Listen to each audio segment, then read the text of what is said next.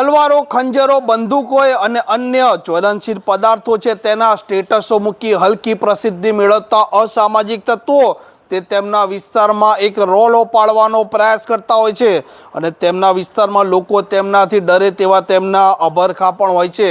પરંતુ અમદાવાદ ક્રાઇમ બ્રાન્ચે એક એવું ઓપરેશનની જાહેરાત કરી છે. ત્યારબાદ બની શકે કે અસામાજિક તત્વો છે તે ક્રાઇમ બ્રાન્ચના સકંજામાં આવે તો લઘુશંકાના વેતવા પણ ન રહે. વિગતવાર વાત કરી છે અમદાવાદ ક્રાઇમ બ્રાન્ચે શું જાહેરાત કરી છે તેની. વૈષ્ણવજન તો તેને કહીએ જે પીડ પરાઈ જાનાને રે.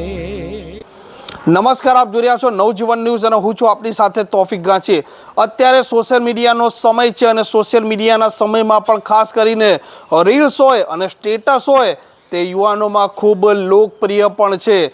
કેટલાક યુવાનો અને કેટલાક ટપોરીઓ અને અસામાજિક તત્વો આ વોટ્સઅપનું ગ્રુપ હોય, વોટ્સઅપનું સ્ટેટસ હોય કે પછી અન્ય સોશિયલ મીડિયા હોય જેવા કે ટ્વિટર, ફેસબુક અને ઇન્સ્ટાગ્રામ, તેમાં તે રીલ્સ મૂકતા હોય છે, સ્ટેટસ મૂકતા હોય છે અને તેમાં તે હથિયાર હોય, ખંજર હોય, બંદૂક હોય, જ્વલનશીલ પદાર્થો મૂકી તેમના વિસ્તારમાં એક અલગ તેમનો છાંકો પડી જાય, એક અલગ રોલો પડે તેવા તેમના પ્રયાસો રહેતા હોય છે અને તેમના વિસ્તારના લોકો તેમનાથી ભયભીત રહે અને તેમનાથી ડરે તેવા તેમને અભરખા હોય છે. પરંતુ અમદાવાદ ક્રાઇમ બ્રાન્ચે એક જાહેરાત કરી છે.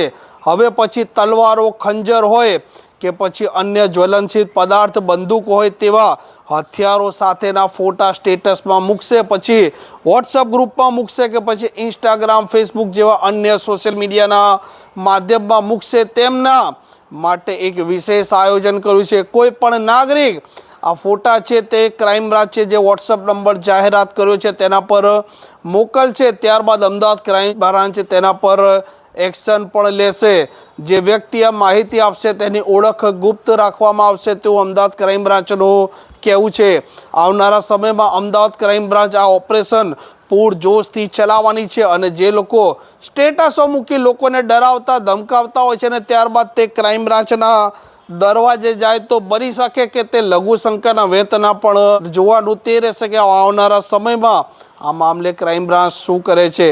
પ્રકારની ક્રાઇમ સ્ટોરી માટે નવજીવન ન્યૂઝ ચેનલ જોવાનું અને સબસ્ક્રાઇબ કરવાનું ભૂલતા નહીં. નમસ્કાર. વૈષ્ણવજન તો તેને કહીએ જે પીડ પરાઈ